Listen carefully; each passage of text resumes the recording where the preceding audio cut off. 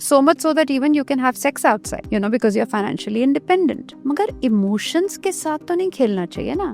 कभी किसी को पूरा प्यार नहीं मिला है और कभी टुकड़ों में मिला है, कभी मांग के मिला है, लेकिन प्यार एक अच्छे रिश्ते को कंप्लीट नहीं करता।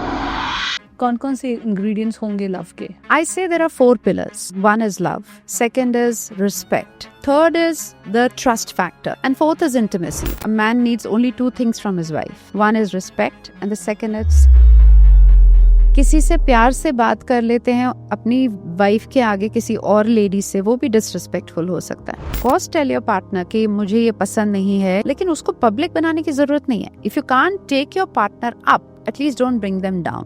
पहले होता था कि the boy wants sexually active partner and attractive. Today even the women wants that. They also want good sex. They also want a good looking handsome boy. पहले होता था कि the boy should be earning well. Today even boy wants the girl should be earning well. How do you know that it's time to walk away from this relationship?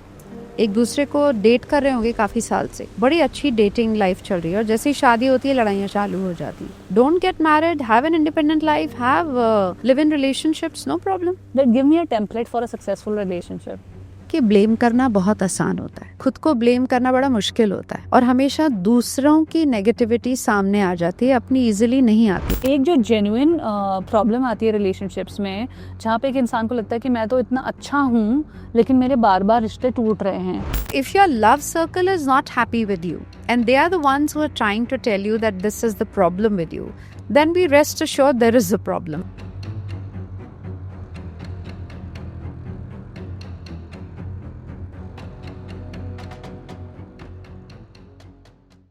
नमस्ते, welcome to the journey within podcast with me Shobha Rana. मैं एक emotional intelligence और mindset coach हूँ और साथ ही इस podcast की host और क्रिएटर भी हूँ। The journey within podcast का एम है, इस पॉडकास्ट के थ्रू मेरा ये पर्सनल मिशन है कि मैं आपको आपकी बेस्ट लाइफ, आपकी ड्रीम लाइफ को डिज़ाइन करने में मदद कर सकूं। और ये हम करते हैं by taking the journey with in, खुद को बेहतर समझने से कि मेरी जो लाइफ की अंडरस्टैंडिंग है, मेरी खुद के बारे में जो अंडरस्टैंडिंग है वो क्या है, वो कहाँ से आती है और उसमें क्या बदलाव लाने की, क्या शिफ्ट लाने की ज़रूरत है। आज हम द जर्नी विद इन करने वाले हैं through the lens of relationships. मैं ये बहुत गहरी तरीके से मानती हूँ कि आपका जो लाइफ का एक्सपीरियंस होता है वो बहुत ज़्यादा डिपेंड करता है, उसका बहुत बड़ा चंक डिपेंड करता है इस फैक्ट पर कि आपके रिलेशनशिप्स कैसे हैं। अगर आपके रिलेशनशिप्स हेल्दी हैं, ब्यूटीफुल हैं, तो आपका लाइफ का एक्सपीरियंस उस तरह से होगा।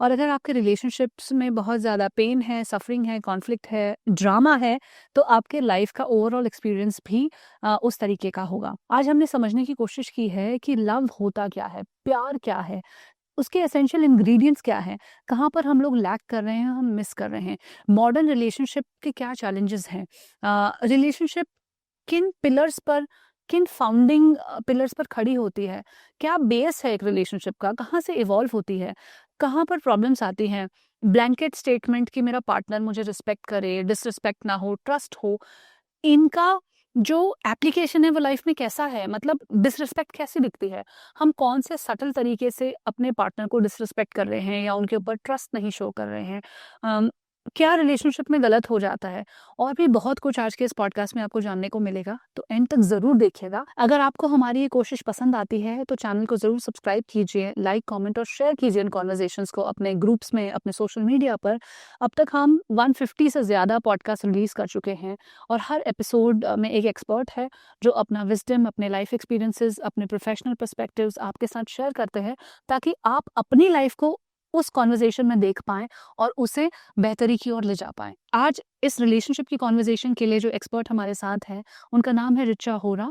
ये पिछले 10 ईयर्स से ज़्यादा से मैरिज काउंसलिंग कर रही हैं, प्री मैरिटल काउंसलिंग कर रही हैं और लोगों को उनके रिश्ते बेहतर बनाने में उनकी मदद कर रही हैं। ये मेटानॉय की फाउंडर हैं और आज इस पॉडकास्ट पे हमें मदद करेंगी अपने रिलेशनशिप्स को समझने में। Let's meet Richa Hora on the journey within podcast.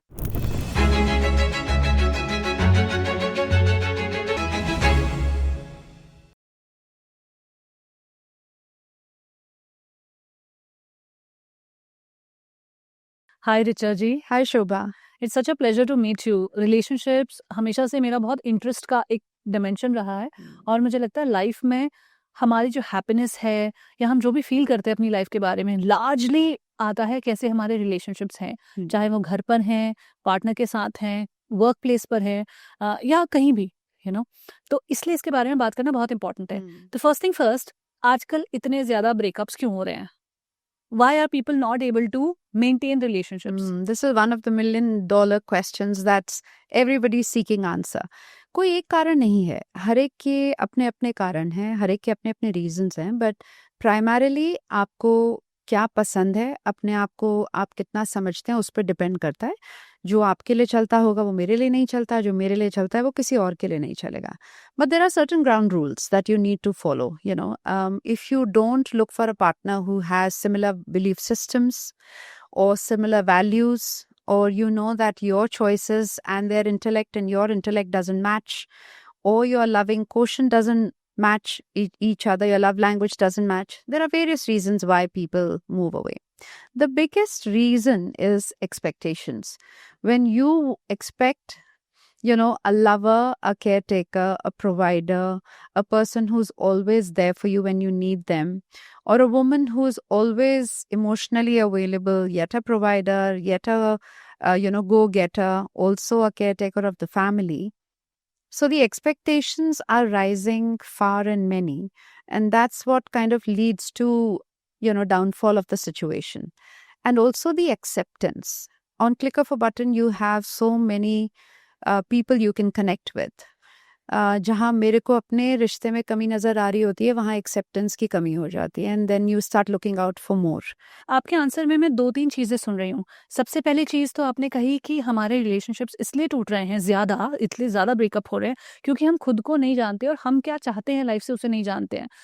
और आयरॉनिकली जब भी ब्रेकअप्स की कॉन्वर्जेशन या रिलेशनशिप की कॉन्वर्जेशन होती है तो हमेशा ऐसा होता है कि उनके अंदर ये कमियां हैं, या वो मेरी ये इच्छाएं पूरी नहीं कर पाते हैं, या फिर ये एक्सपेक्टेशन उस तरफ से नहीं पूरी हो रही हैं, उनमें ये रेड फ्लैग्स हैं, ये कैरेक्टरिस्टिक्स फ्लॉ है, etcetera etcetera, right? Hardly the compass move towards you. आप हार्डली ये बोलते हो कि मैं ये नहीं कर पा रही हूँ या मुझे ये इम्प्रूव करना है, and all of that conversation doesn't happen. और अगर हम करते भी हैं तो बहुत सुपरफिशियल लेवल पर, और डीप जाकर अपने अंदर वो काम हम नहीं कर पाते हैं जब हम एक रिलेशनशिप में होते हैं, राइट? तो ऐसा क्यों होता है? हम खुद का रोल क्यों नहीं देख पाते? Why we are not able to take responsibility for how our relationships are? बहुत सीधा सा आंसर है कि ब्लेम करना बहुत आसान होता है, खुद को ब्लेम करना बड़ा मुश्किल होता है, और हमेशा दूसरों की नेगेटिविटी सामने आ जाती है, अपनी इजीली नहीं आती, हम अपना आईना देख ही नहीं पाते। That is a major reason, because you always see what's wrong outside, you never see what's wrong inside. So to connect with yourself, to be rooted with who you are, to read your own manual, I think is the key here. And when you are not aware of it, अपने आप को ही कभी नहीं पढ़ा और अपने ही आप को ही कभी नहीं टटोला है, तो औरों को ब्लेम करना ईजी होता है। It's as simple as that. और क्योंकि औरों को ब्लेम करने से आप लाइट फील करते हैं और लगता है यार ये प्रॉब्लम बाहर की है, मेरी खुद की नहीं है, so it's an easy game forward to them. एक इसमें मैंने फनी चीज नोटिस की है, आजकल इस सोशल मीडिया वैनिटी के ज़माने में हम बहुत चीज़ों में अपने फ्लॉज देखते हैं कि मेरे बाल ऐसे नहीं लग रहे हैं, मेरे कपड़े ऐसे नहीं हैं। हम इतने क्रिटिकल हैं अपनी सेल्फ इमेज को लेकर, जो एक शीशे में नज़र आ रही उस इमेज को लेकर। लेकिन जब डीपर वैल्यू सिस्टम की बात आती है, जब डीपर बिलीफ सिस्टम की बात आती है, डीपर लेवल पर हम क्या हैं उसकी बात आती है, तो वहाँ हमें कोई फ्लॉ नहीं लगता है। बिल्कुल, वहाँ हमें सारी दुनिया में फ्लॉ लगता है, या चाहे पता होता है लेकिन उसके बारे में हम बात नहीं करना चाहते, या उसके आगे हम एक फसाद खड़ी कर देते हैं, बिकॉज हम नहीं चाहते कि लोगों को हमारे उन फ्लॉज के बारे में पता चले। मतलब एक जगह पर हम इतने क्रिटिकल हैं अबाउट आवरसेल्व्स कि हमारी अपीयरेंस कैसी है उस पर हमने इतना बोझ डाला हुआ है कि ऑलमोस्ट एंजाइटी डिप्रेशन की तरफ लोग जा रहे हैं, because their life doesn't look a certain way on social media, right? और दूसरी तरफ हम इतने ज्यादा कैजुअल हैं about this knowledge of self, और हम किस इंसान को, किस व्यक्तित्व को उस रिलेशनशिप में लेके जा रहे हैं उसके बारे में हमें कुछ पता नहीं, और अगर पता है तो हम उस पर काम नहीं करना चाहते। बिल्कुल। सो आज इस कॉन्वर्सेशन के through I want you to help people work on their relationships by the virtue of working on themselves, correct? है ना? वो एक चीज पे हम इस कॉन्वर्सेशन को लेके आएंगे। सबसे पहले रिलेशनशिप्स की जब बात आती है, let's set the foundation, right? एक फाउंडेशन क्या होता है रिलेशनशिप का, किस लिए होती है, कहाँ से शुरू होती है? Love is a universal need across the globe. Any caste, creed, color, any religion you come from, love is a universal need. हम humans हैं, हम सबको प्यार की जरूरत है, कभी ज्यादा कभी कम। तो दिल टूटे ना टूटे, किसी भी एज फैक्टर में आप होंगे, प्यार हम सबको चाहिए और हम उसी के लिए स्ट्राइव करते हैं बेसिकली, चाहे वर्क प्लेस हो या रिश्तों में हो या घर में हो या इवन बाहर हो। तो ये तो नीड है ना, बेसिक नीड ऑफ ह्यूमन। सो वो नीड को पूरा करने के लिए आप जी जान मेहनत करते हैं, मगर वो नीड एक्चुअली सिर्फ बाहर के लोगों से पूरी नहीं होती unless you learn to fall in love with yourself first. They say happiness is homemade. And home is your family, people you live with. But I say actual home is you, your heart, your life. And if you're ready to invest in yourself, you're ready to fall in love with yourself, with the version of you create for yourself, that is the true happiness. Would you agree with me or no? Absolutely, the name of this podcast, The Journey Within, comes from that very concept. Yeah. कि आपकी life में जो भी हो रहा है, हम जिस भी लेंस से आपकी लाइफ को देखें, जो हम हर एपिसोड में करते हैं, हर पॉडकास्ट में, we try to look at our life from a different lens. Yes. कभी हमारे पास कोई मेडिकल एक्सपर्ट होते हैं, कभी कोई लॉयर होते हैं, कभी कोई रिलेशनशिप एक्सपर्ट होते हैं आपकी तरह, कभी कुछ और एक्सपर्ट्स होते हैं। बट इन सभी एक्सपर्ट्स के एक्सपीरियंसेस से, उनके विजडम से हम लाइफ को एक अलग लेंस से देखने की कोशिश कर रहे हैं। आज हम रिलेशनशिप्स के एंगल से देखने की कोशिश कर रहे हैं, लेकिन हर कॉन्वर्जेशन का जो एक बॉटम लाइन है वो यही आता है कि it all depends on who you are. तो ये सारी knowledge about who am I, ये जो कॉन्क्वेस्ट शुरू होना चाहिए अपने बारे में, मेरा इस पॉडकास्ट के थ्रू ये एम है कि वो एटलीस्ट लोगों के दिमाग में शुरू हो जाए। हम ये विक्टिम मोड से लेकर, लाइफ को लेकर रिजाइंड होने से लेकर उस पाथ पर चलें जहाँ पे हमारे हाथ में क्या है हमें वो पता होना चाहिए। टिल द टाइम हम दूसरों पर रिस्पॉन्सिबिलिटी डालते रहेंगे, चाहे वो ब्लेम के माध्यम से हो, चाहे वो क्रिटिसिज्म के माध्यम से हो, किसी भी माध्यम से हो, तब तक हमारी लाइफ का कंट्रोल जो है वो बाहर की तरफ है। बिल्कुल, और हम ही ग्रिप करते रहेंगे। हम ग्रिप करते रहेंगे। तो जब तक मैं अपनी तरफ नहीं लेकर आऊंगी वो उस क्वेश्चन को, इनवर्ड नहीं होगा, द जर्नी विद इन नहीं होगी, तब तक मुझे लगता है इम्प्रूवमेंट होना बहुत ही डिफिकल्ट है। और फिर आपकी लाइफ ना कोइंसिडेंस से होगी कि कोइंसिडेंटली आपको कोई ऐसा इंसान मिल गया जहाँ पे वो तार जुड़ गया तो अच्छा रिलेशनशिप हो जाएगा। लेकिन अगर आप खुद के ऊपर काम करके वो इंसान बन जाते हो कि who is a magnet of sorts, अच्छी चीज़ों का जो मैग्नेट है, जिसमें लव भी आ जाएगा, केयर भी आ जाएगा, अटेंशन, अप्रिसिएशन, ग्रैटिट्यूड, एवरीथिंग, अगर आप वो मैग्नेट खुद हो तो by the virtue of being that you will attract the person. Absolutely right. Because we always look for things, what do I want from people? I agree that the clarity has to be in your mind. What do I want first? That clarity you should have before you start looking outside. But एक और clarity बहुत ज़रूरी है, वो ये सोचना क्या I am ready to be that person first before I ask for that person. Are you ready to be the giver in the relationship, or are you just a taker? That is an equally important situation, isn't it? Right. Before you look out for people who can fulfill your love quotient or to be there in a happy relationship, Right. see what value can you add in the other person's life. And then again, the quest starts from within you. क्या मैं अपने आप को से प्यार करती हूँ? तो तभी तो कोई मुझसे प्यार कर पाएगा। क्या मैं अपने आप को पसंद करती हूँ फिजिकली, इमोशनली, साइकोलॉजिकली, या तभी तो कोई मुझे अपने आप से पसंद कर पाएगा। So it starts with you. Every relationship in your life starts with you. So the more you invest in yourself, the more you read your own manual, you'll be able to have a happy, content life. फिर शायद कुछ लोग आए ना आए, आपकी जिंदगी में आके चले भी जाएं, वो वैक्यूम नहीं रहेगा, because you're filling your own cup with self-love. And then you can handle everything. You will still be looking for love, because that is a support system. It's not that you are in a deficit state कि आप मर ही जाओगे अगर love नहीं मिलेगा। अगर मेरा cup खुद से फुल है तो मुझे किसी के आगे भीख मांगने की जरूरत नहीं पड़ेगी। That's what it means. यहाँ पे भी ऋचा जी मुझे 2 कॉन्वर्जेशंस दिखाई देती हैं। एक तो कि मेरा कप खुद से फुल है, जेन्युइनली फुल है, उसमें वो सारे इंग्रेडिएंट्स हैं जो मैं अपनी लाइफ में चाहती हूँ और उन पर मैं काम करके अपनी लाइफ में बढ़ा रही हूँ। और दूसरा होता है कि मैंने ये सीख लिया, ये आइडिया मैंने सुन लिया है कि मेरा कप खुद का फुल होना चाहिए, तो मैं सुपरफिशियल लेवल पर बोले जा रही हूँ कि मेरा कप फुल है, मेरा कप फुल है। मैं ऐसे लोगों को भी जानती हूँ who are well into their 40s and 50s and सिर्फ उन्हीं को ऐसा लगता है कि उनका कप फुल है हम्म। और वो वैसे इंसान है जैसा होना चाहिए, like they are kind, generous, giving, caring, loving, लेकिन उनके अलावा और किसी को ऐसा नहीं लगता है उनकी लाइफ में जो है। तो मुझे लगता है कि जो फीडबैक लूप है जो हमारे आसपास के बहुत हाउसेस से जरूरी बनता है, है बहुत वो भी ज़रूरी है। बिल्कुल। आई एम नॉट सेइंग कि उस पर डिपेंडेंट हो जाइए या आप या कि लोग मेरे बारे में अच्छा नहीं सोचते तो उसका मतलब मैं अच्छा इंसान नहीं हूँ। आई एम नॉट सेइंग दैट, लेकिन लोग आपके बारे में ज़्यादातर लोग अगर एक एक राय रखते हैं तो कहीं ना कहीं उस सवाल को टटोलना मुझे लगता है एक समझदारी की निशानी होगी। बिल्कुल ठीक। सो शोभा, द थिंग इज कि आपको अपने लव सर्कल पे डिपेंड करना है। आई ऑलवेज से कि हम सबका एक लव सर्कल होता है, और वो लव सर्कल वो कुछ गिने चुने 8-10 लोगों का होता है जो आपके घर में आपके साथ रहते हैं, आपके साथ आपकी जिंदगी बिताते हैं, आपके काम करने वाले लोग, या people at your work place, your friends, they make your love circle. So if your love circle is not happy with you, and they are the ones who are trying to tell you that this is the problem with you, then be rest assured there is a problem, because why will they say that? And if people outside your love circle are praising you like crazy and they are all gaga over you, or even let's say bringing you down, do not believe that. Because I feel then everybody has their own motive, their own way of putting things across to you.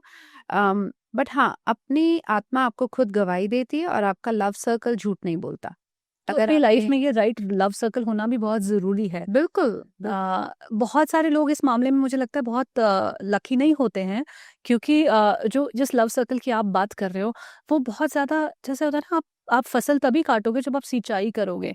You'll only reap what you sow and what you kind of develop, right? अगर आप वो नहीं कर रहे हो तो आप फिर फसल क्या काटोगे, राइट? तो बहुत सारे लोग उस स्टेज में भी फंसे हुए हैं जहाँ पे वो लव सर्कल नहीं है। लाइक आजकल हम जैसा देख रहे हैं, और मैं तो हैरान होती हूँ जब मैं पॉडकास्ट के लिए भी रिसर्च वर्क करती हूँ या फिर मेरे क्लाइंट्स के साथ बात करती हूँ, तो लोगों के आजकल वर्चुअल फ्रेंड्स होने लग गए हैं। हाँ, which रियल is- लाइफ में ना होके रियल लाइफ में कोई है ही नहीं। फिक्टिशियस फ्रेंड्स हैं। जब मैं आपसे रिलेशनशिप्स होती क्या है, फाउंडेशन की बात करी थी, आपने कहा लव इज द फाउंडेशन। अच्छा, लव मुझे लगता है एक ब्लैंकेट स्टेटमेंट के जैसा है। लव होता क्या है, दिखता कैसे है? What are the ingredients of love?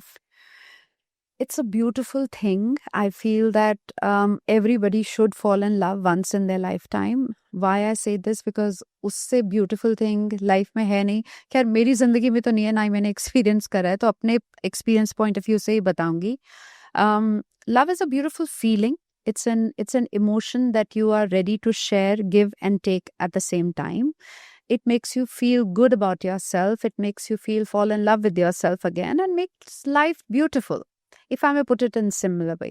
But is the quotient always rising? Is the graph always rising once you are in love? No, it isn't.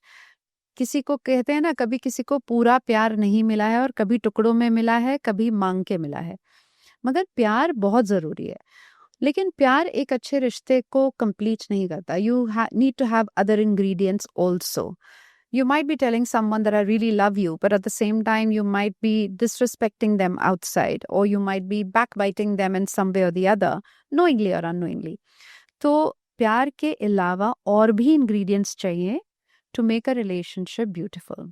If you have to give me let's say a rough list, कौन कौन से ingredients होंगे love के? I say there are 4 pillars, okay, that are required to make a relationship beautiful. One is love. Second is respect. Equally very important. If you love a person, you should be respecting them. Otherwise, खाली love से respect नहीं होती और खाली respect से love नहीं होता. So it's an equally important ingredient. Third is the trust factor. You should trust each other. You should be able to have faith in each other and in the relationship. And fourth is intimacy. I think that's equally important. Sexual and emotional intimacy, which is एक रीढ़ की हड्डी अगर बोल सकें, वो भी equally important है। बिकॉज लव तो हम अपने माँ बाप से भी करते हैं, एक डॉग से भी करते हैं, रिस्पेक्ट हम अपने माँ बाप की भी करते हैं, बट जो सेक्सुअल इंटीमेसी और इंटीमेसी हम अपने पार्टनर के साथ करते हैं वो किसी के साथ नहीं करते। एक्सक्लूसिविटी होती है। So these are the 4 pillars of a relationship which actually make you fall in love with the person on a deeper level and makes a relationship beautiful. Beautifully said, these 4 pillars. और मैं इन 4 pillars से ही आपको सवाल पूछना चाहूँगी। ठीक है, एक बहुत बेसिक अंडरस्टैंडिंग ऑफ लव है, रिस्पेक्ट है, आपने कहा इंटीमेसी है एंड ट्रस्ट है। बेसिक की बात नहीं करेंगे कि बेसिक डिसरिस्पेक्ट कैसी दिखती है, वायलेंट नहीं होना चाहिए, अब्यूजिव नहीं होना चाहिए, ये सबको पता है. Let's talk about the hidden things, right? कि how does disrespect actually show in relationship. एक रिश्ते में जहाँ पे वायलेंस नहीं है, जहाँ पे अब्यूजिव नहीं है, वहाँ पे डिसरिस्पेक्ट कैसा दिखता है? क्योंकि हर रिलेशनशिप में हम सुन रहे हैं कि ही डजंट रिस्पेक्ट मी. तो होता क्या है रिस्पेक्ट? कैसे करे कोई किसी को रिस्पेक्ट? अब मैं दोनों के पार्ट में बोलती हूँ आपको. A man can feel disrespectful. Actually, I don't know if you know that a man needs only two things from his wife. One is respect, and the second is sexual need. There is no other need per se from a man. Emotional need भी होगी, but वो बाद में. It's like a byproduct of being married or being in love. Women need a whole lot of list. We need to be heard, we need to be understood, we need to be loved, we need to be taken care of, we need to be provided, we need to be sexually satisfied. So we have a list altogether. In a relationship, disrespect can be shown in many ways. For a man, it can be when you don't give him his due respect of whatever he is earning. See, a man earns the respect by being a provider. If a woman starts questioning his credibility and starts questioning his providing capability, that's where the disrespect for a man starts. Or when she says no to a man for physical connection, that's where the disrespect is felt. Or you start making fun of them or start complaining about them in public. That's where the disrespect starts for men. I know you are enjoying this podcast, लेकिन आपके 30 second लेकर आपसे request करना चाहूँगी कि अगर आपने अब तक हमारे चैनल को सब्सक्राइब नहीं किया है तो do subscribe to the channel, bell icon को प्रेस कीजिए, इन कॉन्वर्जेशंस को लाइक कीजिए, कमेंट कीजिए, अपने Facebook, WhatsApp, different social media platforms पर शेयर कीजिए, ताकि बाकी लोगों को भी इस पॉडकास्ट के बारे में पता चल सके और भी लोग अपनी ज़िंदगी को ट्रांसफॉर्म करने की, अपनी बेस्ट लाइफ को डिज़ाइन करने की जो टूल्स हैं उनके बारे में जान पाएँ. अगर आप हमें ऑलरेडी सपोर्ट करते हैं तो thank you so much, and now let's get back into the conversation. For example, अगर एक रिक्शा वाला 100 रुपये दिन में कमाता है और वो घर आता है तो वो चाहेगा उसकी बीवी उसको खाना परोसे, उसका ध्यान रखे, ताकि वो रिस्पेक्ट उसके दिमाग में बनी रहे कि मैं कुछ कमा के वापस लाया हूँ. That essence of being provider.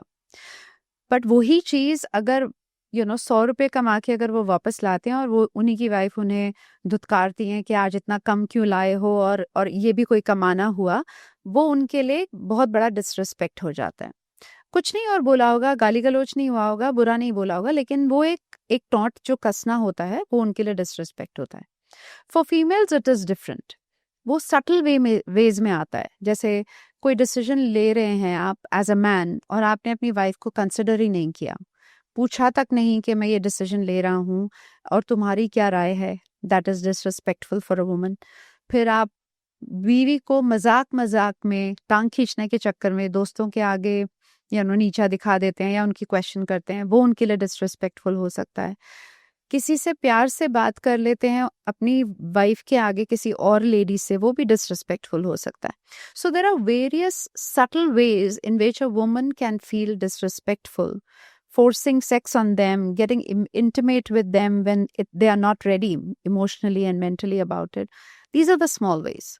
And for men, it is provided when you're checking on their credibility, whether they are providers or not. So these are the various ways. It cannot be the same for men as well as women. So you're saying that men and women दोनों disrespect को differently देखते हैं. जी. कुछ चीज़ें जो एक woman के लिए डिसरिस्पेक्टफुल हो सकती हैं, शायद जो मेन है वो उस पर उतना ध्यान भी ना दें. बिल्कुल. और जो एक आदमी के लिए बहुत बड़े सवाल ऑफ डिसरिस्पेक्ट हो सकते हैं, वो एक वुमन के लिए शायद उतना मैटर नहीं वही करते. हमारा एसेंस है ना, क्योंकि men are more practical, women are more emotional. तो आप प्रैक्टिकलिटी देखिए, अगर आप उनकी क्रेडिबिलिटी पे डाउट कर रहे हैं तो वो हमेशा डिसरिस्पेक्टफुल ही लगेगा, because it's practicality. And for women, अगर आप उनके इमोशंस के साथ खेलते हैं और आप उन्हें किसी भी तरीके से ठेस पहुंचाते हैं where their emotions and feelings are concern, वो डिसरिस्पेक्टफुल ही कहलाएगा. एक तरह से अगर आप अपने पार्टनर या किसी मेल के क्रेडिबिलिटी या उनकी कैपेसिटी को बहुत चैलेंज कर रहे हैं, तो वो डिसरिस्पेक्ट की तरह देखा जाता है बाय दैट मैन. करेक्ट. तो फिर इसमें is it about satisfying the male ego then? क्या हमको ऐसे करना चाहिए कि हम उनकी ईगो मसाज करते रहें? What is the solve here? बहुत अच्छा क्वेश्चन पूछा आपने, और ये अक्सर because now women are working as well and they are equally go getters, तो उनका भी यही क्वेश्चन है कि क्या फिर हमें हमेशा ही मेल को वो हाई पेडेस्टल पे रख के रखना है because they are males. The fact is ज़रूरी नहीं है कि आप उसको हाई पेडेस्टल पे रखें, बट एटलीस्ट नीचा तो नहीं गिराए ना। आप उन्हें चढ़ाएं नहीं पेड़ के झाड़ पे just because he is a husband. जैसे मैं आजकल बोलती हूँ कि हस्बैंड्स, जो पहले कहा जाता था कि पति परमेश्वर होता है, मैं नहीं कहती कि पति को परमेश्वर, वो भी इंसान है, लेकिन उसको नीचा तो मत दिखाइए ना। वो तो आपके हक में है ना कि आप जानबूझ के टॉन्ट नहीं कसें या उन्हें औरों के सामने नीचा ये दिखाने के लिए कि मेरी सैलरी ज्यादा है या ये मुझसे डिस्कशन नहीं करते, उसको पब्लिक तो नहीं बनाइए ना। Keep those discussions in the room. You can of course tell your partner कि मुझे ये पसंद नहीं है या मुझे ये डिसरिस्पेक्टफुल लग रहा है, लेकिन उसको पब्लिक बनाने की जरूरत नहीं है। If you can't take your partner up, at least don't bring them down. तो बेसिकली एक रिलेशनशिप में जो भी आपको डिस्कस करना है वो इनसाइड अ रूम आपकी पर्सनल स्पेस में होना चाहिए। Yeah. बाहर होकर वो डिस्कस होता है तो फिर it becomes disrespectful for both the partners Yes, actually. or go to an expert. I'm not saying that you will have all the answers. Of course, this is a journey. You know, you will need help. Seek external help from experts rather than seeking help from your families. जिन बेचारों को खुद नहीं पता कि आजकल के norms क्या चल रहे हैं, वो आपकी क्या मदद करेंगे, क्योंकि उन्होंने अपने जमाने में ये सब देखा ही नहीं है। जो उन्होंने अपने माँ बाप से सीखा वही आपको बता रहे हैं ना। और आपके खुद के फ्रेंड्स, आपके खुद के फैमिली मेंबर्स भी उसी बोट में सेल कर रहे हैं, कहीं ना कहीं किसी ना किसी स्टेज में उसी में सेल कर रहे होंगे। मुझे रिलेशनशिप्स में ये चीज़ बड़ी फनी लगती है कि हम अपनी खुद की लाइफ के जब हमें डिसीजंस लेने होते हैं, चाहे वो हमें अपना पैशन फॉलो करना है, चाहे अपने रिलेशनशिप को परसू करना है, अपने किसी इंटरेस्ट हॉबी को देखना है, उस इंसान के साथ दोस्ती रखनी है जिससे शायद हमारी फैमिली गवारा ना करे, अग्रीमेंट में ना हो, हम वो सारे काम करते हैं और हमें लगता है हमारी फैमिली को कुछ नहीं पता है। हमको बेस्ट पता है कि मुझे कहाँ इन्वेस्टमेंट करनी चाहिए, कहाँ फ्रेंड्स बनाने चाहिए, कहाँ नहीं बनाने चाहिए, कौन सा रिश्ता होना चाहिए, नहीं होना चाहिए, एक्सेट्रा एक्सेट्रा। लेकिन जब हम एक रिश्ते में चले जाते हैं और जब वहाँ पे बिल्ड करने की बात आती है और चीज़ें खराब होती है तो हम फैमिली की राय पे रिलाई करने शुरू कर जाते हैं। अब सडनली क्या हो गया फैमिली में? बिल्कुल बिल्कुल। ये सवाल मैं अपने बहुत सारे क्लाइंट से भी पूछती हूँ कि अब सडनली क्या हो गया? हाँ, वैसे तो आपको अपनी मदर के साथ इतने सारे इश्यूज हैं बिल्कुल, कि वो उन्होंने बचपन से ऐसा किया वैसा किया, ये नहीं पूछा इसलिए मैंने ये परस्यू लेकिन किया। कन्फाइड भी उन्हीं के अंदर करना है। स्पेशली शेयर आपके रिलेशनशिप को लेकर, स्पेशली आपके हस्बैंड या आपकी वाइफ वाले रिलेशनशिप को लेकर आपको यूजुअली अपने पेरेंट के साथ कन्फाइड करना है, बिल्कुल। जिनको आप ही नहीं सोचते कि वो आपकी लाइफ में एक वैलिड रेलेवेंट इनपुट दे सकते हैं बाकी सारे एरियाज में। बिल्कुल अब तक इवन रिलेशनशिप में, अब तक शादी तक, लेकिन शादी के बाद सडनली वो बहुत बड़े वो बन जाते हैं डिसीजन मेकर्स या फिर helpers helpers and all of that. Yeah. Suddenly आपको उनकी नज़र से दुनिया या सॉल्व करने की जरूरत लगती है अपनी लाइफ को। तो आई फील यहाँ पे भी थोड़ी इमोशनल मैच्योरिटी जरूरी जरूरी यू है। राइट, एब्सोल्युटली राइट, क्योंकि उस समय आपको लगता है कि ये प्राइवेट चीज है, प्राइवेटली डिस्कस करना है और किसी बड़े की सलाह लेनी चाहिए। तो इमीडिएट कौन होते हैं? पेरेंट्स। हर एक कोई अपने से बड़े की सलाह लेने की कोशिश करता है, अगर रैपो अच्छा है तो। अगर रैपो पेरेंट्स के साथ अच्छा नहीं है, तो usually I am saying not all boys don't have such a great rapport with their parents के दिल के हाल बांट रहे हो या बैठ के गपशप कर रहे हो। ऑफ कोर्स बहुत सी फैमिलीज में करते भी हैं। तो अगर वहां रैपो अच्छा नहीं है तो फिर आप उसी घुटन में जीना पसंद करते हो, आप वो बात भी बाहर आने की कोशिश नहीं देते, तो वो भी एक प्रॉब्लम है। ये हमने डिसरिस्पेक्ट की बात करी जी। Let's talk about trust in relationship. ना ट्रस्ट एक रिलेशनशिप में कैसा दिखता है, क्या चीज़ें ट्रस्ट के अंदर आती हैं, क्योंकि आजकल तो फ़ोन का पासवर्ड नहीं देना भी ट्रस्ट का बहुत बड़ा प्रॉब्लम है कि मुझे ट्रस्ट नहीं करते हैं। बैंक का पासवर्ड देना, आजकल इतनी सारी चीज़ों में ताले लग गए हैं और हर चीज़ पे क्वेश्चन किया जा सकता है कि फुल ट्रस्ट नहीं है इसलिए ये नहीं पता वो नहीं पता। बट वहीं पे एक पर्सनल स्पेस की बाउंड्री की कॉन्वर्जेसन भी है कि ये मेरा पर्सनल स्पेस है, मेरे बैंक अकाउंट्स में क्या है, मेरे ऑनलाइन ट्रांजैक्शंस में क्या है, फ्रेंडशिप्स में क्या है, मेरा फ़ोन के अंदर क्या चीज़ें, ये मेरी पर्सनल बाउंड्री है जो मैं क्रिएट करता हूँ। So what is healthy? I feel basic knowledge तो दोनों को होनी चाहिए। बेसिक में क्या आता है, आपका काम क्या करते हैं, आप दोनों पार्टीज को पता होना चाहिए। आप कमाते कितना है वो ट्रांसपेरेंसी होनी चाहिए। आपके बैंक अकाउंट्स की डिटेल्स क्या हैं और आपके पासवर्ड्स क्या हैं वो भी पता होने चाहिए।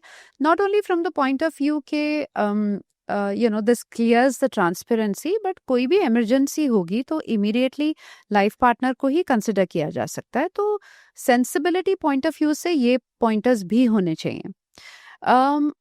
इन सबसे ज़्यादा ज़रूरी है जो ये फैक्चुअल चीज़ें हैं, ये पता होना चाहिए कि मेरे पार्टनर की ज़िंदगी में चल क्या रहा है. ये सब डिटेल्स तो फिर भी एक बैक सीट लेती हैं. ट्रांसपेरेंसी रखना, अपने दिलों की ट्रांसपेरेंसी रखना बहुत ज़रूरी है, because that is what life partnership is all about. Why is it called life partnership? Because you have to be partners for life.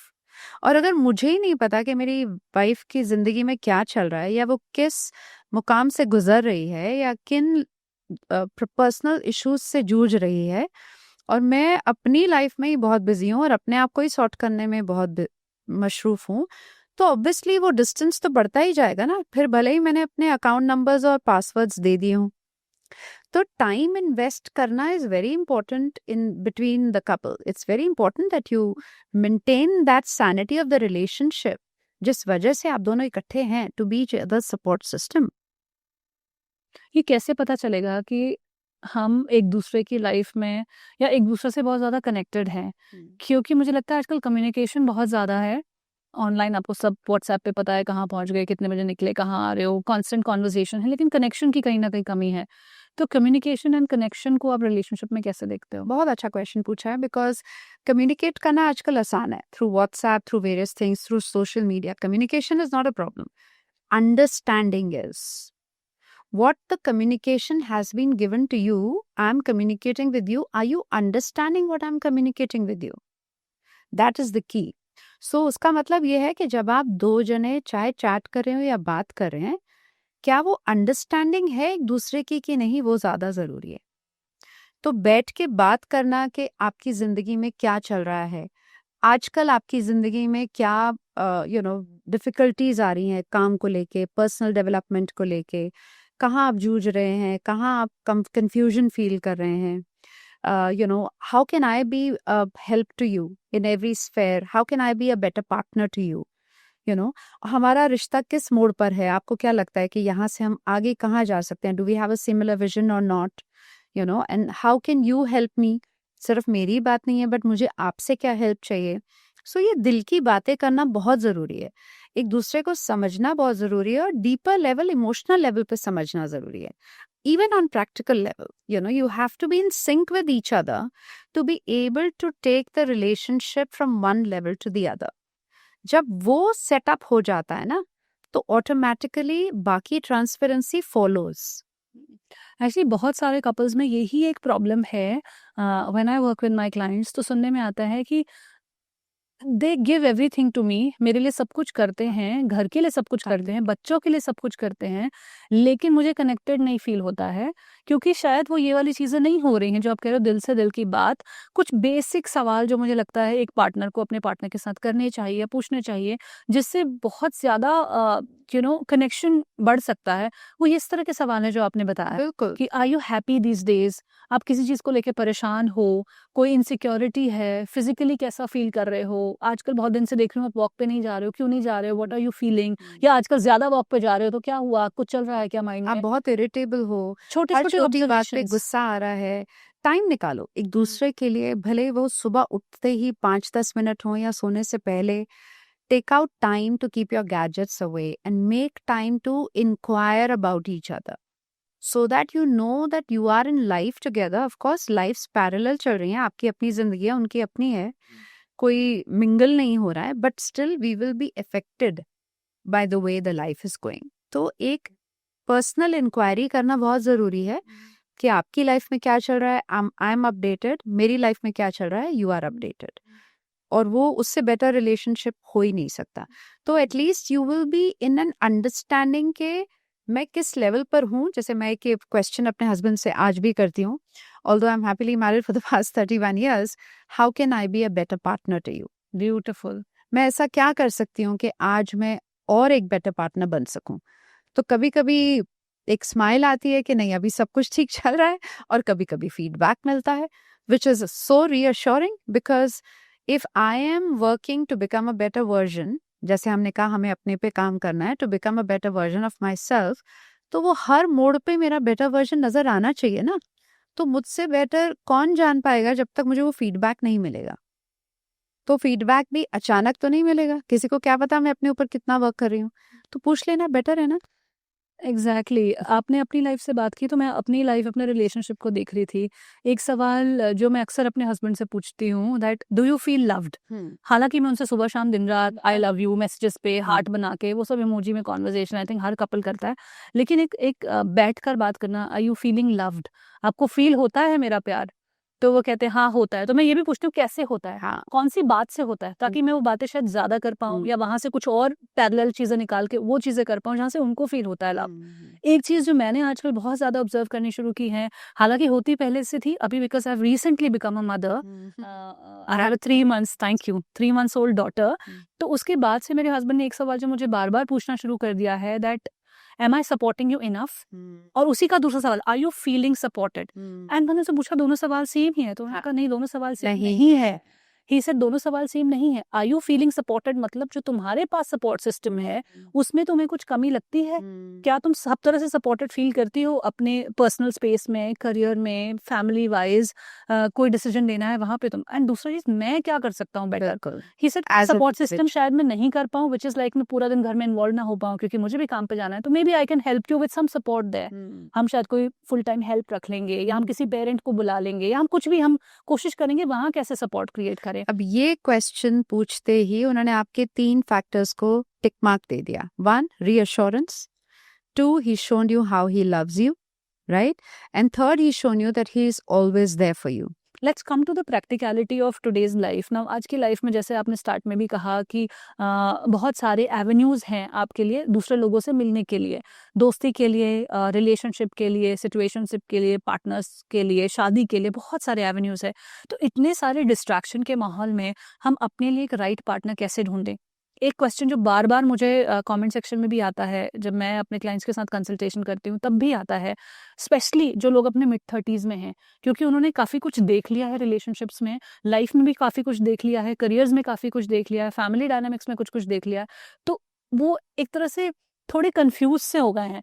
एक तरह से क्लैरिटी भी इमर्ज हो गई है, लेकिन वो क्लैरिटी इस तरह की है कि उसमें कोई फिट नहीं हो रहा है, और उस क्लैरिटी को अगर आप लोअर डाउन करने की कोशिश करते हो, लेवल डाउन करने की कोशिश करते हो, तो फिर जो आउटकम आ रहा है वो पसंद नहीं आ रहा है। तो क्या क्या करो इस नॉलेज के साथ आप?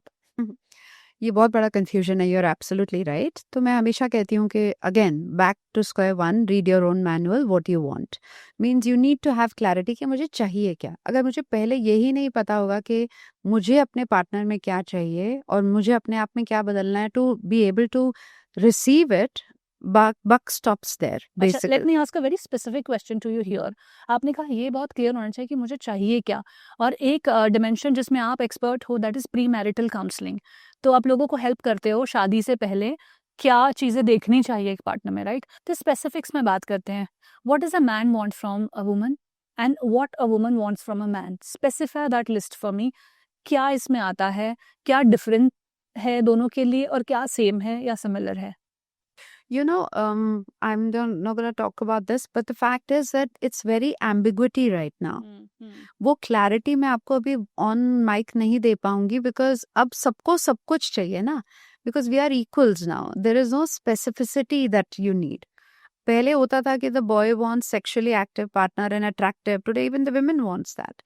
They also want good sex. They also want a good looking handsome boy. पहले होता था कि the boy should be earning well. Today even boy wants the girl should be earning well. Are you understanding? So it's very fluid. It's not specific that I can tell you as on today. अगर आप मुझसे 10 साल पहले पूछते तो शायद मेरे पास चीजें थी बताने के लिए, बट फैक्ट ये है कि अब सबको सब कुछ ही चाहिए। लेकिन मैं फिर भी कहती हूँ कि चाहिए सब कुछ होगा, लेकिन उसके लिए भी मेरे नॉन नेगोशिएबल्स रेडी होने चाहिए। जो आपके लिए वर्क करता है वो मेरे लिए वर्क शायद नहीं करेगा। सो जो आपको चाहिए वो आपको तो पता होना चाहिए, या जो आपको नहीं चाहिए वो क्लैरिटी तो होनी चाहिए एटलीस्ट। ये नहीं पता होता काफी लोगों को कि मुझे क्या चाहिए, मगर ये पता होता है क्या नहीं चाहिए, यू नो। सो वो क्लैरिटी भी होनी जरूरी है जो आपको नहीं चाहिए। सो get clarity on your non negotiables. जो जैसे मान लीजिए for example a woman says कि मुझे वुमनाइजर नहीं चाहिए, Make sense? A guy who is a boozard or drinking नहीं चाहिए, जो अपने आपा खो देते हैं ड्रिंक करने के बाद, या बैड टॉक्सिक बिहेवियर नहीं होना चाहिए इन पब्लिक, यू नो. और या फिर कईयों की डिमांड होती है कि मुझे अकेले रहना है, फैमिली के साथ नहीं रहना है, ये मेरा नॉन नेगोशिएबल है. लेडीज का ये भी रिक्वेस्ट होता है कि after marriage I should be working. That is my non-negotiable. I cannot compromise on that. Now it is a personal choice what you want. For boys it can be different. For boys it can be that the woman should not be smoking or should not be drinking. आज भी वो requirement होती है, चाहे वो खुद कर रहे हो, which is totally their choice. उनकी आज भी यही रिक्वायरमेंट होती है कि अच्छी दिखें, सुंदर दिखें, यू नो, हेल्थ कॉन्शियस हो. ये आज भी सभी लड़कों की रिक्वायरमेंट है. Then they also want that the woman should be an equal provider. और कई बिजनेसमैन लोगों में ये भी बताया जाता है कि उन्हें किटी पार्टी विमेन नहीं चाहिए और अ हाई मेंटेनेंस वाइफ नहीं चाहिए जहाँ पे सिवाय ब्रांड्स की और कोई बात ना हो रही हो. सो मेरे लिए आपको ये बाइफिकेट करना थोड़ा मुश्किल होगा कि एक स्पेसिफिक फॉर्मूला क्या है. There is no specific formula, because हर वर्ग के लोगों को हर डिफरेंट रिक्वायरमेंट है. सो वो बात फिर हम वहीं पे ख़त्म करते हैं कि आपकी खुद की क्या ज़रूरत है. आपको खुद पता होना चाहिए कि मेरी पर्सनल चॉइस क्या है. इट इज़ अ पर्सनल अच्छा, इसमें चॉइस. फ्लेक्सिबिलिटी का क्या रोल है? जैसे आपने बताया कि मुझे क्लैरिटी होना चाहिए कि मुझे क्या चाहिए, लेकिन एक रिलेशनशिप चलाने के लिए अडेप्टेबिलिटी, फ्लेक्सिबिलिटी होना भी बहुत ज़रूरी है. तो फिर फ्लेक्सिबिलिटी की कॉन्वर्सेशन कहाँ जाएगी यहाँ पर? Flexibility comes after you have chosen a person only ना. जब आप उन्हें चुन लेंगे जो आपको क्लिक कर रहा है, उसी को आप चुन लेंगे. बट वो फ्लेक्सिबिलिटी कॉम्प्रोमाइजेशन से ही आती है और वो दोनों साइड से होती है. You are calling it flexibility, I call it you have to compromise in certain ways. Because मैंने बोला ना, प्यार का ग्राफ सिर्फ हमेशा ऊपर नहीं जाता, वो नीचे भी आता है. तो तब हमें कॉम्प्रोमाइज करना होता है. We have to be flexible for each other. आज मूड अच्छा है, आज मूड अच्छा नहीं है, आज you're not feeling loved for the person in the same degree how you were feeling, let's say 2 months back. तो वो चेंज तो होते ही रहेंगे. नहीं, एक्चुअल मैं जो आपसे पूछना चाह रही हूँ रिचा जी, वो ये है कि फ्लेक्सिबिलिटी का मतलब या मायना यहाँ पर जो मैं पूछ रही हूँ वो ये है कि जैसे हमारा एक नॉन नेगोशिएबल है, मानिए कि किसी का नॉन नेगोशिएबल है कि मेरा पार्टनर झूठ नहीं बोलना चाहिए. हाँ, ये आपका नॉन नेगोशिएबल है, आपने ऐसा पार्टनर भी चुन लिया, लार्जली आपका कोई झूठ वूठ होता नहीं है, अच्छा रिलेशनशिप चल रहा है. अब कोई सिचुएशन आई जहाँ पे वो पार्टनर ने आपको झूठ बोल दिया. कभी कभी वो बहुत कोई बड़ी वैलिड चीज़ के लिए हो सकता है, कभी कभी वो सिर्फ इसीलिए हो सकता है कि मुझे इतना एक्सप्लेन नहीं करना है, या फिर इनको ऐसे बता दूंगा तो ठीक रहेगा. That happens after a few years in a relationship, right? आप बहुत ज़्यादा कम्युनिकेट नहीं करना चाह रहे हो या वॉट एवर रीज़न आपने कुछ झूठ बोल दिया, जैसे वाइट लाइज कहते हैं. तो फिर जब आपको ऐसे ही झूठ का पता चलता है तो how do you deal with this situation? क्योंकि आपका तो नॉन नेगोशिएबल था जिस पे उन्होंने अग्री भी किया था कि मैं हाँ झूठ नहीं बोलूंगी या बोलूंगा, लेकिन अब उन्होंने बोल भी दिया, लेकिन वो झूठ भी इतने छोटे से रीजन के लिए कि वो ऐसा रीजन भी नहीं लग रहा है कि मुझे ब्रेकअप करना है, इस रिलेशनशिप से बाहर आना है. तो कैसे आप ये नॉन नेगोशिएबल तय करोगे और फ्लेक्सिबिलिटी की बाउंड्रीज को कैसे स्ट्रेच करोगे, या करनी भी चाहिए? यूजुअली हम कहते हैं कि ऐसे केसेस जहाँ पे झूठ बोलने की आदत होती है, वो रेड फ्लैग्स हमें शादी से पहले नज़र आ जाते हैं कहीं ना कहीं. वो अलग बात है क्योंकि हम उस सिंक में होते हैं, हमें वो नज़र नहीं आते. तो बात अगर हम वापस घूम के जाते हैं तो पता लगता है कि हाँ, उसने एक बार पहले भी बोला था, लेकिन मैंने उसको आई गवाई कर दिया, उसको इम्पोर्टेंस नहीं दी, तो हम उस ट्रैप में फंस जाते हैं. बट अगर आप बोल रहे हैं कि शादी हो चुकी है और अब किसी unimportant reason की वजह से they have told lies, then you have to get down to the bottom of the problem. झूठ बोलने की ज़रूरत क्यों पड़ी? झूठ बोलने का इमीडिएट रीज़न क्या होता है? उसके पीछे कोई ना कोई राज ज़रूर होता है शोभा. मीन्स या तो आपकी पेरेंटिंग में प्रॉब्लम आ रही है, या आपको डर है, कोई फियर है, या कोई कॉन्सिक्वेंसेस की फियर है अगेन कि मुझे कहीं इसकी भरपाई ऐसे ना करनी पड़े. Get to the bottom of the problem. You should not leave it on the surface of it when it's your non-negotiable.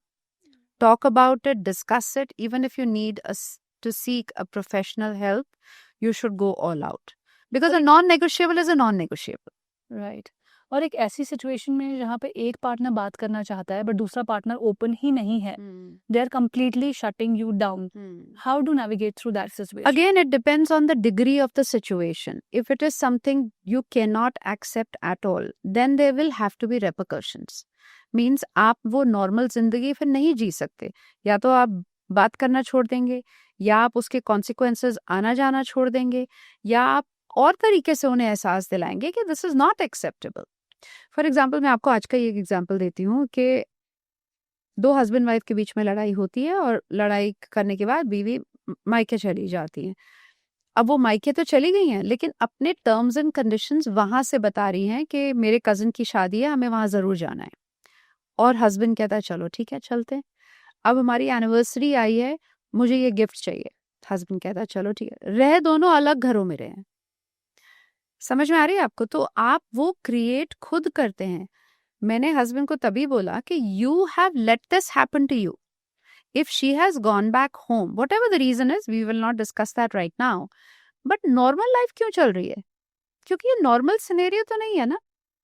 वो अपने घर बैठी हैं, आप अपने घर बैठे हो, मगर दुनिया के लिए आप दोनों शादी पे इकट्ठे जा रहे हो, घूमने फिरने जा रहे हो, गिफ्ट्स एक्सचेंज कर रहे हो.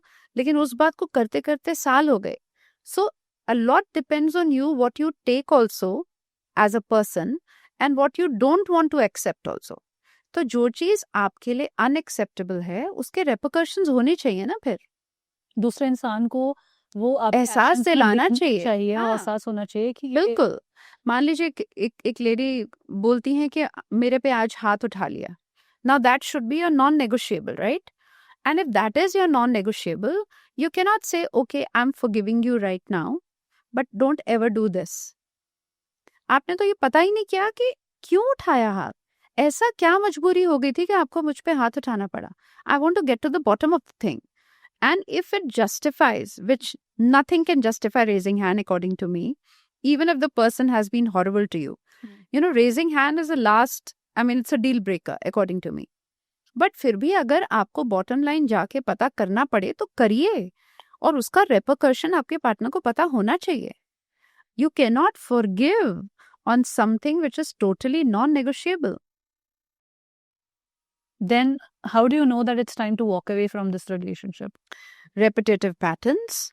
If you know that this is a repetitive pattern, or the person has stopped valuing you, completely stopped valuing you, and nothing can ever change them, and what they are saying, they are doing also as a negative. Whatever negative they are saying, they are doing the negative actions also. It's a clear cut no. Disrespect, being disrespectful in a relationship is a deal breaker. Like मैंने आपको बोला, वो 4 pillars अगर नहीं है, अगर आप सालों से शादी में हैं and there is no intimacy, it's a deal breaker. अगर आप सालों से रिश्ते में हैं, even before marriage you were school friends, but today your partner has cheated on you, it's a deal breaker, isn't it? So कहीं पे भी वो 4 pillars अगर हट जाते हैं या हिल जाते हैं, it should be a deal breaker. But then I say that can be worked upon provided both the parties want to work upon it. The external help helps you provided you want to seek help. Richa जी, हमने love की बात की, हमने love के ingredients को समझने की भी कोशिश की, हमने लव में क्या डील ब्रेकर हो सकता है उस बारे में भी बात की है. अभी आप मुझे ये बताओ कि मैं अपना पार्टनर कैसे चूज करती हूँ, कॉन्शियसली एंड सबकॉन्शियसली दोनों लेवल पर. कॉन्शियसली हम सब एक लिस्ट बना के बैठे हैं, मोस्ट ऑफ अस, कि ये होना चाहिए, ये नहीं होना चाहिए, ये ऐसे ऐसे होना चाहिए. एक सबकॉन्शियस माइंड भी काम कर रहा होता है जहाँ पे मैं कुछ चीज़ें अलाउ करती हूँ, परमिट करती हूँ, कुछ चीज़ें नहीं करती हूँ, और वो मेरा पर्सनल सही या गलत है, वो यूनिवर्सल ट्रूथ नहीं है, बट वो मेरे लिए चलता है, मेरे लिए नहीं चलता, और ये सब मेरे सबकॉन्शियस माइंड से आ रहा है. तो जब मैं कॉन्शियस एंड सबकॉन्शियस दोनों लेवल पर अपना पार्टनर चुन रही हूँ, तो मेरी तैयारी या मेरी जानकारी दोनों लेवल्स पर होनी चाहिए. अनफॉर्चुनेटली कॉन्शियस लेवल पे तो बहुत लोग बात करते हैं, हमने भी बात की, प्रोवाइडर होना चाहिए, औरत को किस तरह से केयर देना चाहिए, जो भी आपने लिस्ट की बात की वो हमने की. दैट इज कॉन्शियस, कि आपको क्या पता है और क्या होना चाहिए, कैसा चलता है. एक सबकॉन्शियस है जो हम अपने साथ लेकर आते हैं, जो एक प्रोग्रामिंग हमारी बचपन से हो रखी है, किस तरह के रिश्ते हम देखकर बड़े हुए, रिश्तों से हम फील भी क्या करते हैं, हम प्यार को समझते कैसे हैं। एक होता है ऑन द पेपर, कैसे समझते हैं, डेफिनेशन क्या है प्यार की, प्यार ऐसा होता है, ये होता है, ऐसा एहसास होता है, ऐसे उसमें एक्शंस होते हैं, ऐसे एक्शंस नहीं होते हैं, पेपर पे हो गया। एक होता है मुझे प्यार कैसा समझ में आता है, मुझे कैसा फील होता है। तो I want to ask you कि एक इंसान कैसे पार्टनर चूज करता है, what are the subconscious patterns that are governing it. आप जानते हैं कि जो हमारे साथ बचपन में हुआ होता है, हम उसी को रेप्लिकेट करते हैं अपनी adulthood लाइफ में। 80% of who we are today as people is the parenting done to us from 0 to 10 to 12 years of age. Means 80% हमारा subconscious mind ready हो चुका होता है to understand what do I want and who I am, by the way.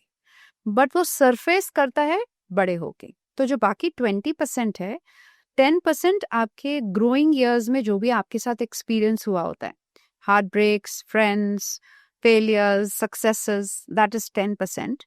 And 10% is the baggage that you carry from past lives. So you're carrying some sort of a programming or your baggage from there. That kind of cultivate, becomes 100% for a person. तो huge role जो है वो 80% हमारा parenting है। Means उस समय हमें अपने माँ बाप को देखकर क्या रिश्तों के बारे में समझा, अपने भाई बहन जिनकी शादी हो गई, चाचा मामा ताए, या जिस माहौल में हम पले बड़े हैं, वहाँ रिश्तों की जो समझ हुई ना, वो ही हम अपने अडल्टहुड में रेप्लिकेट करने की कोशिश करते हैं। Because there is no rule book to relationships.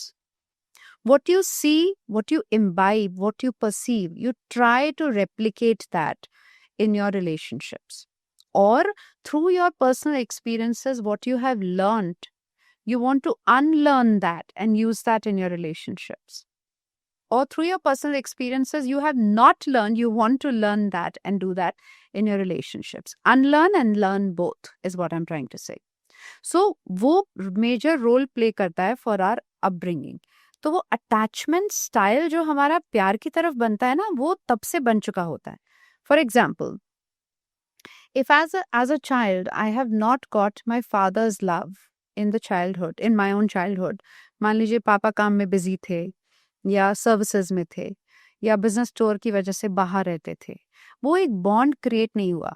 So when a child does not get a father's love, you do not have that security in your life. You lose security. You feel insecure as a child. अब वो देखिए father की वजह से हुआ है, but वो insecurity उस चाइल्ड में पनपनी लग गई क्योंकि फादर नहीं थे। अब उन बेचारों के खुद के अपने रीजंस होंगे, पैसा कमाना है, फैमिली को बड़ा करना है, लेकिन वो इनसिक्योरिटी आपकी लाइफ में बड़े होके आपके रिश्ते में झलकेगी क्योंकि आपको वो सेंस ऑफ सिक्योरिटी मिली ही नहीं, तो आप इनसिक्योर फील करेंगे। और वही चीजें leads to jealousy, leads to insecurity in the sense कि you feel doubtful about your partner. Insecurity, क्या ये मुझे प्यार करते हैं, am I lovable, am I a nice person, self worth issues, self doubt comes up because that insecurity vacuum create हो गया वहां पे। तो वो आप, अगर आप गर्ल हैं, your father was not there when you are a daughter, you will start feeling insecurity, you will start looking for that security in a male version when you grow up. And if it's a boy, he has not got that security from his father, he will start looking for security in his opposite sex, in the female version. And that's how the attachment styles get built. तो basically जो आपका subconscious mind ये learn कर रहा है, वो आगे आपके रिलेशनशिप्स में झलकेगा, ये आपने कहा। और जो हमारा सबकॉन्शियस माइंड जब ये सब लर्न कर रहा होता है, तो उसको लॉजिक नहीं समझ में आता है। मतलब आप वर्ल्डली लेवल पर लॉजिक जानते हैं कि मेरे फादर को कमाई के लिए बाहर जाना है, या उनके काम में बहुत लंबे दिन जाता है, या वो सर्विसेज में है, जैसे रीजन बहुत वैलिड हो सकता है, बिल्कुल, लेकिन उतनी ही वैलिड वो इनसिक्योरिटी की फीलिंग भी है। क्योंकि उस बच्चे को थोड़ी पता कि हाँ पापा के लिए पैसा कमाना जरूरी है। उस बच्चे को तो उस समय अपने पापा चाहिए ना, वो प्यार चाहिए, वो बॉन्ड चाहिए। लेकिन जब ये बच्चा बड़ा हो जाता है और इसे पता भी है कि पापा किस लिए एब्सेंट थे, लेकिन तब भी वो उनका जो इनग्रेन हो गया है उनके माइंड में कि वो सिक्योर नहीं फील करते या इनसिक्योर फील करते, वो चेंज नहीं होता है। So what I am trying to say is कि आपकी नॉलेज और आपके रीजंस को वैलिड समझने से आपकी खुद की फीलिंग्स इनवैलिडेट नहीं होती हैं. Correct. They also stand valid Correct. in that situation. Because it is a feeling, na? Even though no matter how much I read about infidelity or how much I read about attachment styles, I cannot change that feeling of fear in me unless I work on that fear. By reading, you don't become prudent to be able to handle your fear. You have to work on yourself. अब जो वो vacuum create हुआ उस पर work करना पड़ेगा. इसका मतलब ये नहीं है कि अब बेचारे उन पेरेंट्स को हम कोसते रहें क्योंकि उन्होंने हमें ये वैक्यूम क्रिएट कर दिया. जो जिसको उस समय होता है उन्हें सब पता होता है और वो अपने हिसाब से सब ठीक करते हैं. पेरेंट्स जो करते हैं वो अपनी समझ और सूझबूझ के हिसाब से उस समय बेस्ट पेरेंटिंग करते हैं. We can not doubt them, but it's not their problem कि आज अगर उनके पास 2 बच्चे हैं या 4 बच्चे हैं उसमें से एक बच्चे को हर्ट फील हो रहा है और दूसरे को कोई प्रॉब्लम ही नहीं है. तो अ लॉट डिपेंड्स कि वो बच्चा ने उस बचपन में परसीव क्या किया है और कैसे परसीव किया है, वो इक्वली इम्पोर्टेंट है. फिर वो मेरा प्रोरोगेटिव हो जाता है कि मुझे उस समय हर्ट हुआ. मेरे पास एक बहुत स्वीट एग्जाम्पल है कि एक I was coaching a woman and she was I think 5 years of as.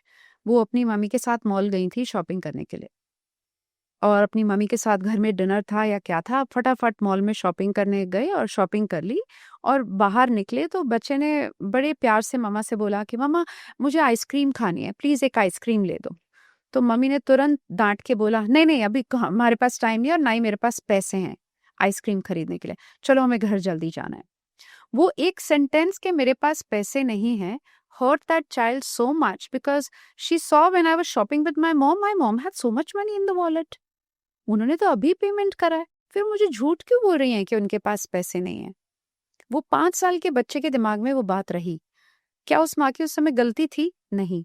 जब हम उनका इनर चाइल्ड हीलिंग कर रहे थे, she said, I felt so bad about my mom. I hated her. How can she lie to me? एक ice cream नहीं खरीद के दे सकती. अब कहें तो ये कोई बड़ी बात है ही नहीं, बट कहें तो look at the impact it left on that child that she started doubting her mom, that my mom tell lies to me, I can not trust her. So ऐसे इम्प्रिंट हो जाते हैं, ऐसे ट्रॉमा फील हो जाता है जो बड़े होके हमारी लाइफ में जरूर सरफेस करता है. अगर आपको एक अच्छा रिलेशनशिप चाहिए तो आपको खुद के ऊपर क्या काम करने की ज़रूरत है. ये कॉन्वर्जेशन तो बहुत होती है कि अच्छा रिलेशनशिप चाहिए तो कैसा पार्टनर चूज करें, कौन से रेड फ्लैग्स नहीं होने चाहिए, क्या ग्रीन फ्लैग्स होने चाहिए. But let's talk about very practical thing, क्योंकि ये सब बातों से ज़्यादा जो लाइफ में वर्क करता है वो ये है कि आप एक रिलेशनशिप में कौन हो, कैसे जाते हो, कैसे आप उस रिलेशनशिप में ऑपरेट करते हो. तो tell me from that standpoint कि एक अच्छे रिलेशनशिप में आपकी क्या भागीदारी है, आपका खुद का क्या रोल है या होना चाहिए. एक इंसान के जिंदगी में सबसे बड़ा रोल ये होना चाहिए कि क्या मैं अपने आप से खुश हूं या नहीं, और वो खुशी के मायने आप खुद जानते हैं, इजंट इट. आपको खुद पता होना चाहिए कि मुझे अपने आप से क्या चाहिए, और वो ही आपका बेस होता है. आप अगर उस बेस पे खड़े हो गए और उस बेस को आपने पा लिया तो औरों को डिक्टेट करने लायक आप हो जाते हैं. अगर मेरे को खुद से ही प्यार नहीं है और मुझे खुद को ही नहीं पता कि मुझ में अच्छाई क्या है या मुझे अपने आप को बेटर क्या करना है, तो फिर मैं always I be looking for people to validate me and keep telling me that I am good at it, है ना. सो बेसिक इंग्रेडिएंट एक इंसानियत होती है, to be a nice human being, to be able to live in a congenial atmosphere जहाँ पे आपकी presence किसी को खटे नहीं, कोई आप पे उंगली नहीं उठाए आपकी इंटेग्रिटी पे या आपके बिहेवियर पे. एक अच्छा इंसान होना basically is what I would say. और वो हमें सबको अंदर से पता होता है कि हम कितने अच्छे हैं. हम सब इंट्यूटिव हैं, हम सबको इंट्यूशन आती है, बोलने के बाद भी और बोलने से पहले भी, कि मैं क्या बोलने जा रहा हूँ और मैं क्या नहीं बोल पा रहा हूँ. वो इंट्यूटिवनेस हम सब में होती है. तो मुझे लगता है कि अगर हर इंसान एक अच्छे इंसान की तलाश करता है, और आपके अच्छे इंसान की भाषा परिभाषा आपसे ज्यादा कोई और बेटर नहीं जानता, तो वही घूम फिर के मैंने कहा ना, उंगली अपने ऊपर ही आ जाती है कि क्या मैं खुद अच्छा इंसान हूं, क्या मैं प्यार करने लायक हूं, और क्या चाहिए मुझे एक अच्छा इंसान बनने के लिए. ऋचा जी, आपने कहा कि हमें पता होता है कि हम कितने अच्छे हैं या कितने अच्छे नहीं हैं। एक जो जेन्युइन प्रॉब्लम आती है रिलेशनशिप्स में, जहाँ पे एक इंसान को लगता है कि मैं तो इतना अच्छा हूँ, लेकिन मेरे बार-बार रिश्ते टूट रहे हैं। तो आई थिंक वो रिश्ते टूटनों को भी हमें एज़ अ रिमाइंडर लेना चाहिए कि शायद मुझे लगता है कि मैं अच्छा हूँ, लेकिन बाकी लोगों को मैसेज नहीं जा रहा है। तो कहीं न कहीं मैसेजिंग में कमी है, शायद मेरी वो अच्छाई बाहर उस तौर पे नहीं आ पा रही। Basically what I am trying to say is कि अगर रिपीटेड पैटर्न्स हैं आपके रिलेशनशिप टूटने के, रिश्ते खराब होने के, तो इसका मतलब जिसको शायद आप अपनी अच्छाई समझ रहे हैं, उसमें कुछ और काम करने की ज़रूरत है, थोड़ा और बिल्कुल। सोचने की ज़रूरत है। एक क्वेश्चन जो आजकल बहुत ज़्यादा प्रेवलेंट दिखता है, एक ऑब्जर्वेशन रादर जो दिखती है, वो ये कि हम सभी बहुत इंडिपेंडेंट हो गए हैं। जब इंडिपेंडेंट की बात करते हैं तो लार्जली फाइनेंशियल इंडिपेंडेंस की बात होती है, ठीक है? हम अपने आप को खुद अफोर्ड कर सकते हैं, खुद से मेंटेन कर सकते हैं, सभी लोग, लड़के लड़कियां दोनों। एक रिलेशनशिप जो है, उसका मुझे लगता है एक बेसिक फैब्रिक ये है कि आपका कुछ ना कुछ डिपेंडेंस है एक दूसरे के ऊपर, राइट? लेकिन हम उस डिपेंडेंस को एक्नॉलेज नहीं करना चाहते in the name of being fully functional individual, कि हम पूरे इतने हाइपर इंडिपेंडेंट हो गए हैं कि हमें हेल्दी डिपेंडेंसी समझ में नहीं आती कि रिलेशनशिप में कैसे करनी है, राइट? और हम अक्सर हमारे कॉन्वर्जेशंस भी जो अपने पार्टनर के साथ होते हैं वो ऐसे ही होते हैं कि I am not dependent on him for this, I don't want him to pay the bill, और I don't want her to do this because I can do this myself and all of that. मुझे लगता है जहां तक वो सब चीजें ठीक है, लेकिन एक हेल्दी डिपेंडेंसी भी तो होती है ना एक रिलेशनशिप में। बिल्कुल। और हम उसको क्यों अवॉइड करना चाहते हैं, और एक हेल्दी डिपेंडेंसी दिखती कैसी है? बड़ा अच्छा क्वेश्चन आपने पूछा है। और मेरे हिसाब से आपने ये वर्जन सुना है लैट, आजकल जो हमारी सोसाइटी में चल रहा है, living apart together, which means that I'm so independent that I can be in marriage or a committed relationship, so to say, but I can live apart separately. एक ही घर में रूममेट्स नहीं, रूममेट्स भी नहीं जी, आपके अलग अलग रूम्स हैं, अलग अलग बाथरूम्स हैं, लेकिन हम कहने को एक ही घर में रह रहे हैं, और वो हमारा इंडिपेंडेंस है, कि I can manage my life on my own. जब आप एक लाइफ पार्टनरशिप में घुसते हैं तो उसकी एक्सपेक्टेशन गर्लफ्रेंड बॉयफ्रेंड से हस्बैंड वाइफ में एक इमोशनल डिपेंडेंसी पे ही आ जाती है। आप जब एक दूसरे को डेट कर रहे होंगे काफी साल से, ऐसा क्यों होता है कि बड़ी अच्छी डेटिंग लाइफ चल रही है और जैसे ही शादी होती है लड़ाइयाँ चालू हो जाती हैं? बताइए क्यों होता है ऐसे? क्योंकि सडन सर्ज ऑफ रिस्पॉन्सिबिलिटीज आ जाता है, एक्सपेक्टेशंस चेंज हो एक्सपेक्टेशंस जाती है। चेंज हो जाती है। वो क्यों? क्योंकि अब आप समझने लग जाते हैं गर्लफ्रेंड बॉयफ्रेंड से अब हम पार्टनर्स हो गए हैं, and we are into a wedlock which is called marriage is an institution. It teaches you a lot about yourself when you start living under one roof. तो आपको समझ में आने लग जाता है कि अब ये मेरी है और ये अब मेरा है। जब आप वो हक जमाने लग जाते हैं एक दूसरे पे, तो एक्सपेक्टेशंस ऑटोमेटिकली बढ़ जाती हैं। तो वहां पे डिपेंडेंसी, इमोशनल डिपेंडेंसी बहुत जरूरी है, which means that how I feel, my partner should be aware of it, and how he feels, I should be aware of it by virtue of being the life partner. अब आपकी खुद की feelings कैसे चल रही हैं ये तो आपकी लाइफ पे डिपेंड करता है, बट अगर आपके पास एक लविंग लाइफ पार्टनर है जो आपका सपोर्ट सिस्टम है, तो जो आपकी जद्दोजहद और फाइट चल रही है वो ऑटोमेटिकली बेटर होने लग जाएगी, because now your life partner is your good support system. तो वो इमोशनल डिपेंडेंसी हो गई। By virtue of becoming independent financially, हम वो सोचने लग जाते हैं कि फाइनेंशियल इंडिपेंडेंस ही सब कुछ है, क्योंकि हम फाइनेंशियली अब आजकल एक क्लिक ऑफ अ बटन में सब कुछ खरीद सकते हैं, कोई प्रॉब्लम ही नहीं है। So much so that even you can have sex outside, because you are financially independent. मगर इमोशंस के साथ तो नहीं खेलना चाहिए ना। Emotional dependency is very important. आप कितने भी पैसे वाले बन जाएं, कितने भी बड़े घर में रहने लग जाएं, कितनी बड़ी गाड़ी चला लें, मगर अगर दिल खोखला है, उसमें प्यार ही नहीं है, उसमें किसी की जगह ही नहीं है, तो कितना ही पैसा कमा लीजिए आपको सुख नहीं मिलेगा। So emotional dependency is very important because we are emotional beings. We are here to express, share, converse, and to be able to share our life with each other. And sharing happens by sharing bed, by sharing your cupboard, by sharing your house, by sharing your feelings and emotions with each other. That is called emotional dependency. तो बेसिकली हमारी जो बचपन से training हो रही है by the way our education system में, जिस तरह से हमें पेरेंटिंग मिलती है कि आपको बहुत इंडिपेंडेंट हो जाना है, कि तुम किसी पे डिपेंड मत करो, सेल्फ रिलायंट बनो ताकि आप सक्सेसफुल चले जाओ अपनी लाइफ में। ये बातें सब सही हैं, लेकिन जब आप एक रिलेशनशिप में आते हो तो कि हेल्दी डिपेंडेंसी सीखना हमें बहुत ज़्यादा ज़रूरी है, स्पेशली आजकल मॉडर्न कॉन्टेक्स्ट में मैं देख रही हूँ। तो शोभा, इसमें ना थिन लाइन है। Of course you should be self reliant and self sufficient. मेरे कहने का मतलब इमोशनल डिपेंडेंसी का ये मतलब नहीं है कि आज से मेरा सारा सुख आपकी वजह से या सारा दुख आपकी वजह से, ये मेरे कहने का मतलब नहीं है। एक थिन लाइन है। Self reliant and self sufficient in that sense that when you need me I should be there for you, so I am full in my glass is full in that sense. So वो आपको अपने पे खुद work करना है। But the fact of the matter is that when my partner needs me, am I available or not? वो thin line maintain करना बहुत जरूरी है. Balance is the key, is what I would say. Don't become so independent in life कि आप अपनों को ही पीछे छोड़ दें और अपनों का साथ आपके साथ रहे नहीं. और don't be so dependent on others that you're unable to move ahead and have your own life basically ahead. आपको दूसरे इंसान को चोक भी नहीं करना है कि आप इतने डिपेंडेंट हो कि आपने उनको दबा दिया बोझ से, और इतना भी इंडिपेंडेंट नहीं होना है कि आपके कुछ कॉमन ग्राउंड ही नहीं है खेलने के लिए। हाँ, कहीं कनेक्ट ही नहीं हो रहे, कनेक्ट ही एक इंडिपेंडेंट लाइफ ही जी रहे हो, फिर शादी मत करो ना। शादी की जरूरत ही नहीं है अपनी। It should be a choice. Don't get married, have an independent life, have live in relationships, no problem. मगर जब हम शादी करते हैं और एक ब्यूटीफुल रिलेशनशिप में जाते हैं, कि इंस्टीट्यूशन है ये, इसको इसलिए इंस्टीट्यूशन कहा जाता है, जिससे हम एक दूसरे पे को डिपेंडेंट रहते हैं और अपने बारे में सीखते हैं, एक दूसरे के साथ ग्रो करते हैं as individuals.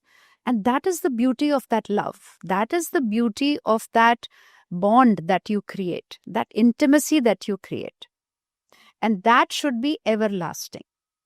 And that has its own phases. Because even marriage has stages of relationship.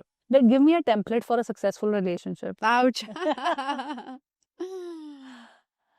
इस पे 2 मिनट सोच के मैं आपको जवाब दूंगी। स्पॉट में डाल दिया है। बहुत ही ब्रॉड टॉपिक है, आई नो, बट मैं कहूंगी जहां आपको सुकून मिले, जहां आप वल्नरेबल होने से पहले सोचे नहीं, जहां आप अपने पार्टनर के साथ बाहर जाने और सोशल सेटअप्स या पेरेंट्स या फैमिलीज में इंट्रोड्यूस करने से घबराएं नहीं, जहां आप अपने आप को चैलेंज्ड फील नहीं करें, emotionally, financially, you don't feel pushed and challenged in that sense. You are accepted the way you are. और जहां ग्रो करने की कैपेसिटी मिले, कि यहाँ ग्रोथ पॉसिबल है टुगेदर और इंडिविजुअल, वो परफेक्ट रिलेशनशिप सही ट्रैक पे चल रहा होगा। जहां आपको 2 बार नहीं सोचना पड़े कि क्या तुम मुझे प्यार करते हो। That sense of security and belongingness prevails. Again, fights will happen, misunderstandings will happen, challenges will come, because that's what beautiful life is all about. कोई bookish knowledge नहीं है कि बस सब कुछ up graph ही है, down भी आता है, of course. But how do we manage the differences? How do we manage conflicts? And how quickly do we bounce back after a fight? Fights are normal, disagreements are normal, but how quickly you bounce back as a couple, that showcases a healthy relationship. So, अपने relationships को अच्छा रखने के लिए क्या क्या skill लगेगा, क्या क्या आपको सीखना चाहिए, उसके लिए बहुत सारे पॉइंट्स इस कॉन्वर्जेशन ने ऑडियंस को दे दिए हैं।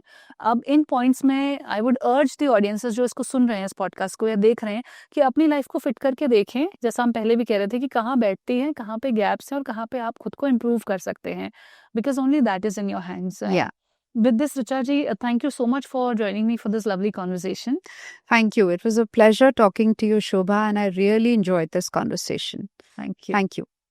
Thank you for watching today's episode. आज के इस एपिसोड को अपने पार्टनर के साथ ज़रूर शेयर कीजिए। इनफैक्ट अपने पार्टनर के साथ बैठ के देखिए, ताकि आप दोनों के बीच में कम्युनिकेशन का चैनल ओपन हो सके। इसे आप अपने फ्रेंड्स और फैमिली के साथ भी शेयर कीजिए, ताकि वो अपने रिश्ते और खुद को इम्प्रूव कर सकें। अगर आपके कोई सवाल हैं, कोई ऑब्जर्वेशंस हैं, कोई फीडबैक है, तो कमेंट सेक्शन में लिख के ज़रूर बताइएगा।